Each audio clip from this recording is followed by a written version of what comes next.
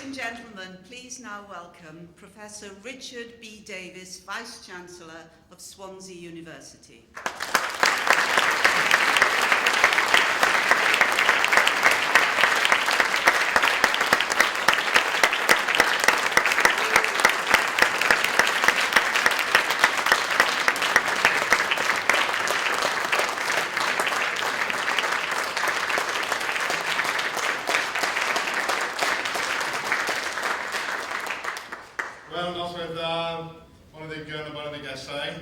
Good evening, ladies and gentlemen. I represent, as Vice-Chancellor, or as you would say here, President of Swansea University. I represent a university which is research intensive in Wales's second city, Swansea. Immensely ambitious university, founded in 1920 and going from strength to strength. And of course we're restless souls in Wales, and we're all very ambitious in everything that we do. But we are proud of what we're achieving in Swansea. There's no question about that.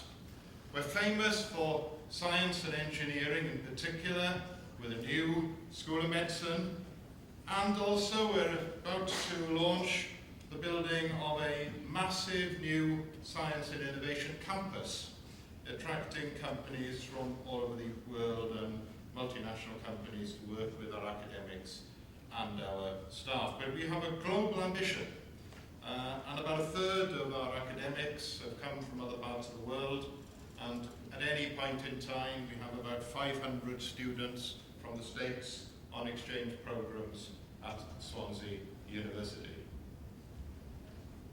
But of course, we are delighted to host the Richard Burton Archive, and delighted that it's one of my colleagues in the university, Professor Chris Williams, who, as a labour of love, has edited this volume of Richard Burton's diary. And of course, the vibrancy of the arts and humanities in the university reflects the cultural riches of Wales. You will all recognise that in an area stretching about 50 miles across South Wales, we have become renowned over the years for the talented actors, musicians and poets that have emerged. But this area has got an epicentre, and that epicentre has been mentioned several times tonight. The epicentre, of course, being close to the city of Swansea, but separate. Port Talbot and the valleys, townships immediately around it. And I hope you'll all forgive me, because we are celebrating the publishing of the diaries of Richard Burton, which tells us so much about that wonderful man. I hope you'll forgive me if I turn the spotlight just for a few minutes to another son of Port Talbot. I understand that Michael Sheen, in unveiling a plaque at Richard Burton's house in London, said that it has always been an honour for me to be associated with the wizard of wild Welsh magic that was Richard Burton. However, tonight it is Michael Sheen that for a few moments we focus upon.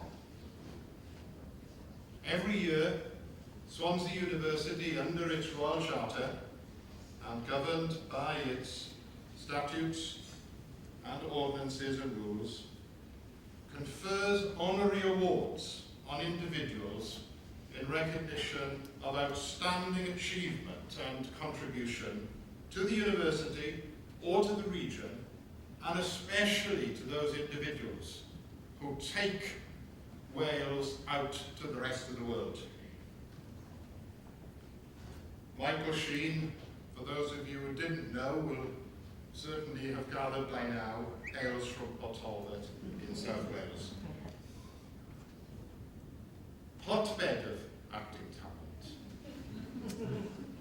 He describes how, even as a schoolboy, he immersed himself in the world of the theatre, stealing away to the library to read reviews by the great theatre critic Kenneth Tynan.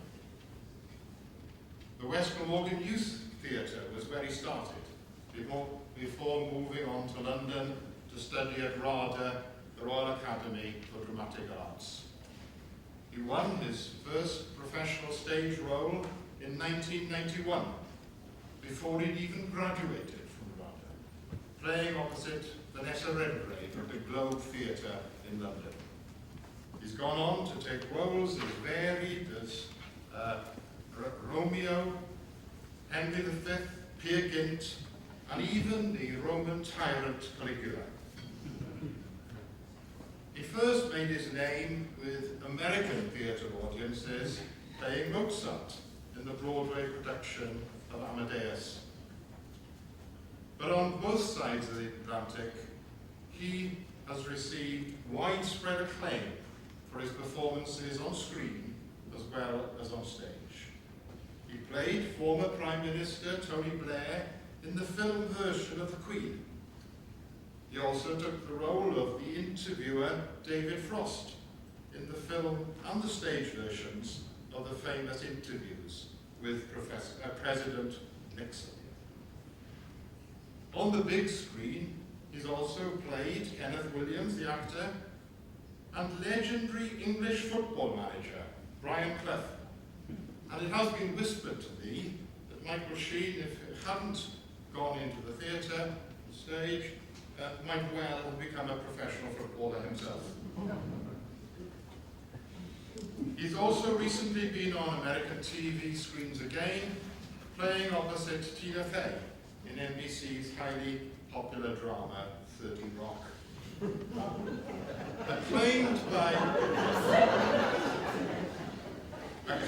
by audiences and critics in many countries, Michael has never forgotten his roots in South Wales.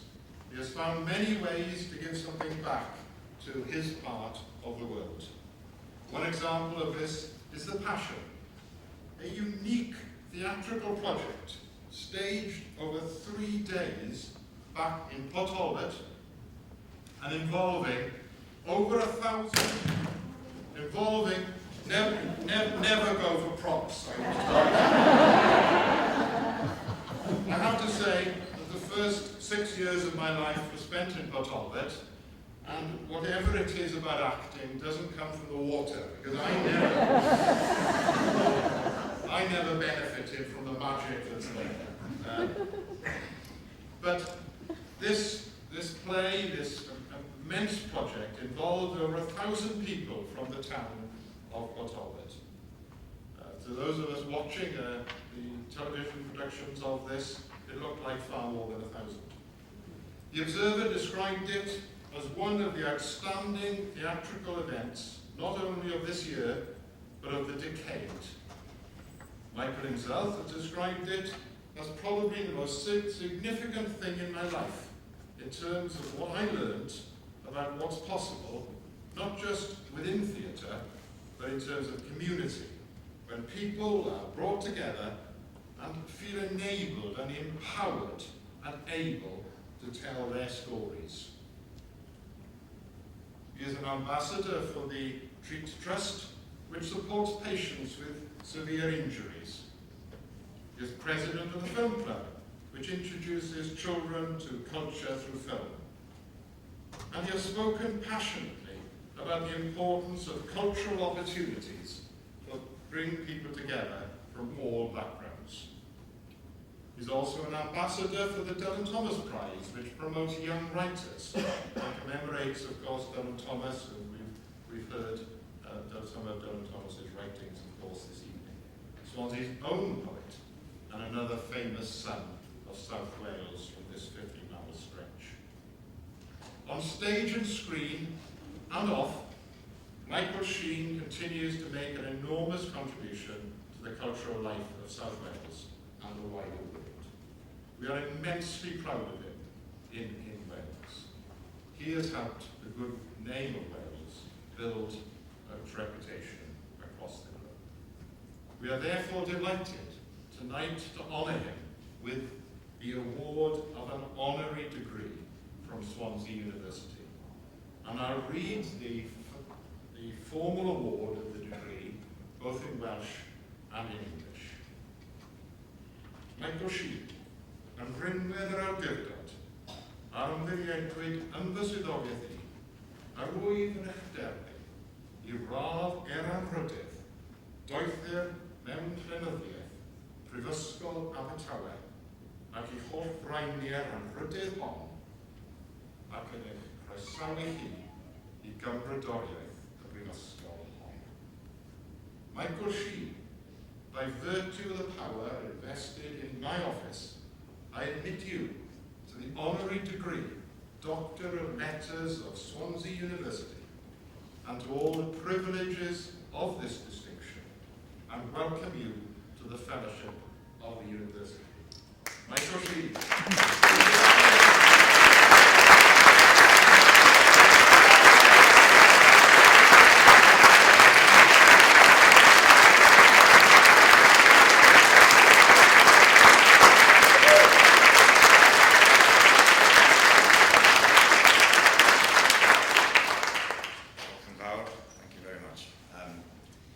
First of all, I want to say thank you so much to Swansea University for this great honour. It's a real privilege to be able to not only receive this degree, but also to be part of this evening. So I want to thank you both for this and for allowing me to be a part of what is being celebrated tonight. And I suppose this is part of the general South Wales celebration. So I'm greatly honoured to be included in that. As you mentioned, I'm coming from Port Talbot, where Mr. Jenkins first, then Mr. Burton came from. There's very little that gets written about me, I suppose, that doesn't mention Mr. Burton at some point, which I always slightly feel shamefaced about, but also greatly honoured and flattered that that might be the case. Having grown up, there's a sort of convergence of things tonight with Swansea, Port Talbot, Richard Burton, and myself being able to get this, be given this.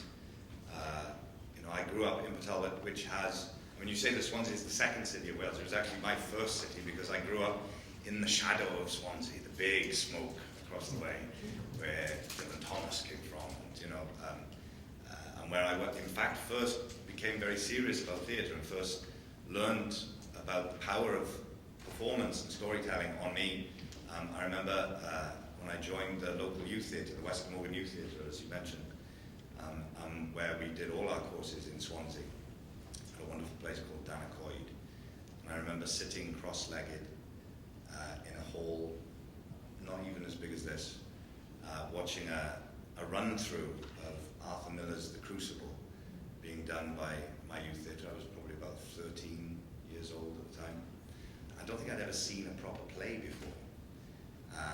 And sitting there watching these young people doing this play, I can remember sitting there and kind of feeling and knowing that my world just changed.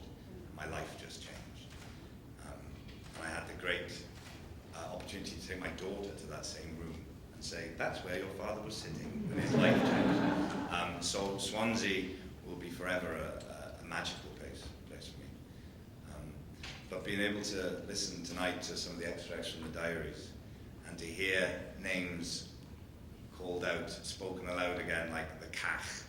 I don't know if you know what the Cach means, but it was a cinema that Richard, the young Richard, went to that was in Port Talbot.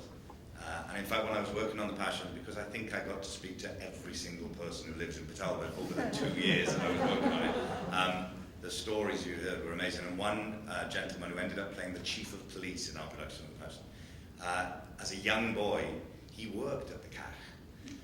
And it was sort of the most rudimentary cinema you could ever hear of. It was just sort of a room, really, a box where people went to watch these films. And the Cach actually means the shit. Which tells you a little bit about the sense of humour of people from Talbot. But also to hear about Richard mentioning the YMCA, which is on in an area of Port Talbot called Taibach, which has great significance for another Welsh actor from the area as well, because it's the first place that a young Anthony Hopkins ever got a taste for the stage, as he entered in the back of the building one day, covered in baker's flour from his father's bakery, and the theatre company, the young theatre company there who were rehearsing something, were missing a young lad. They needed a young lad to be in it, and they saw him at the back, went, you're in. And that's how Anthony Hopkins started. And he indeed himself talks about the day that he went up to the house that he knew Richard Burton was in, when Richard, I think, was visiting the area. And young Anthony Hopkins, very nervous, went up to the house because he wanted to meet this great hero of his, and knocked on the door. Burton came to the door, and not only did he say hello to him, he invited him in and they had a cup of tea. And I'm not entirely sure if Tony can remember a word that was said, because he was just sort of awestruck.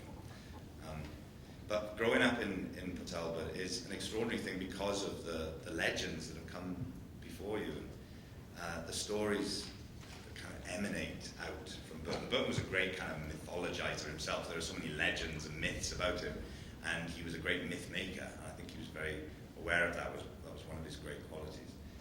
But I remember there was pretty much every pub in Port Talbot would say, oh yes, when Richard and Elizabeth came here, this was their pub, this was where they drank. And I used to think, well, not every pub could be where, oh, no, actually, yes, every pub could be where they drank. I remember there's people still talk about I think it was in the early 70s when Richard and Elizabeth visited Port Talbot, and obviously the train wasn't good enough for them, so they landed by helicopter on Aberavon Beach, and Richard got out wearing a fur coat. And people still talk about that. But he's an extraordinary, as Matthew said, it's very hard to summarize anything about Richard Burton, and so much has been spoken about him, and I've heard his footsteps off in the distance as I've been going through my career, having performed Look Back in Anger, as indeed Matthew has. Playing Henry V, one of the great parts that he played as well. In fact, he was described when he played Henry, and this has always stayed in my mind, when he played Prince Hal, an eminent critic described him as that he brings his cathedral on stage with him, which sort of beautifully describes a certain element of Burton, I think. And right up to recently, the last thing I did on stage was to play Hamlet, and I think as you step out to play Hamlet, there are the ghosts of all the other Hamlets kind of swarming around you, and if you can hold your own in amongst them and not get overwhelmed by that, then you're on for a real amazing roller coaster ride. And whether Burton was saying to begin at the beginning or to be or not to be, there was no one who said those words like him. And I'm just going to say one, talking about convergences. As was said earlier, I've played quite a few sort of real people in things, and I remember the day after the Oscars, when Frost Nixon had been nominated for Best Film, the next morning was sort of officially the end of the whole Frost Nixon journey, which had taken about 2.5 years probably altogether, with doing the stage performances and the film and then all the kind of hoopla afterwards. And so I remember the next morning, I officially started research on the next part that I was playing, which was to play Brian Clough, the football manager in a film called The Damned United. So I went onto the internet, which is the great modern tool for actors when they're doing their research now, and I put in Brian Clough's name, and the very first thing that came up on YouTube was Brian Clough being interviewed by David Frost. Slightly strange moment for me, as I saw the character I just finished playing, interviewing the character I was about. But the most unlikely convergence I've ever come across, and this hopefully draws everything together that we've been talking about tonight, was when I played Kenneth Williams, who, for anyone who doesn't know, was a British comedy actor who was part of the Carry On troupe. There was a series of films through the 60s, 70s, 80s, Carry On films that were kind of legendary and iconic in Britain. And Kenneth Williams was one of that troupe of actors who was a very singular actor as well as being a very singular character. And I did a film called Fantabuloso where I played Kenneth Williams. And when I was doing the research on Kenneth Williams, I discovered that as a young man just starting out as a young actor, he found himself in Swansea. He was with the Swansea Repertory Company at the Swansea Grand Theatre, and he was understudying. And it was the play that he talked about was The Seagull, Chekhov's The Seagull. Another part that I played, Constantine in The Seagull. And the actor that he was understudying in The Seagull at Swansea Grand Theatre was Richard Burton. An unlikelier pair.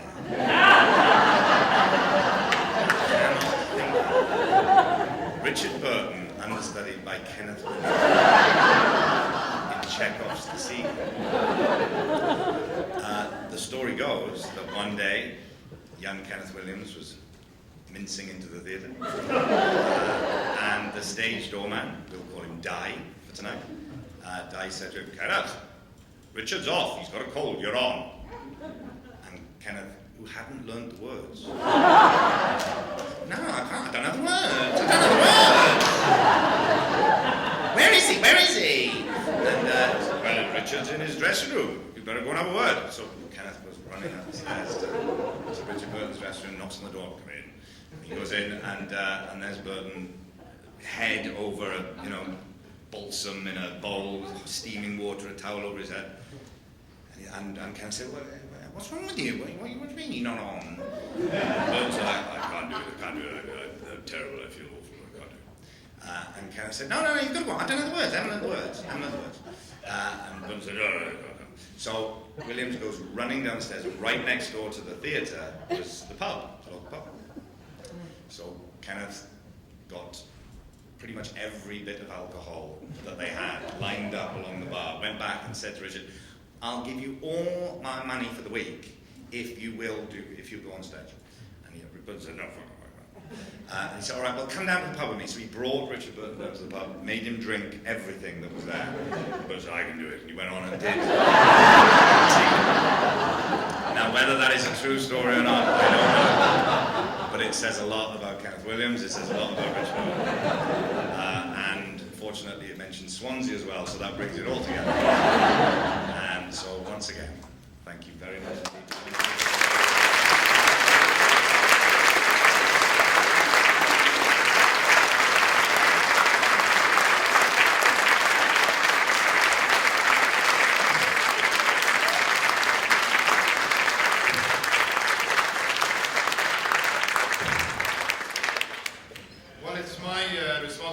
Now just to bring to an end these formal proceedings by thanking everyone who's taken part. I'm not going to name names other than Dr. Sheen. It's rather nice to come on the stage as Mr. Sheen and leave it as Dr. Sheen.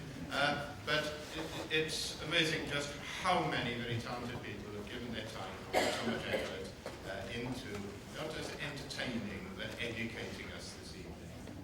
Hugely appreciative. And of course, all the people behind the scenes who made this work. And finally, I must thank you all. It's been a great joy to me to come across to the States, bring a bit of Wales, bring a bit more about Wales, and the talent from Wales to the attention of the United States and people here. I must admit, as I've been following the proceedings this evening, I've only been here 2 days, began to feel homesick. I began to feel that longing for the home country, which we call here, I think, in Wales. But nevertheless, it's a great delight to see so many of you enjoying it and to enjoy it with you. Thank you very much indeed.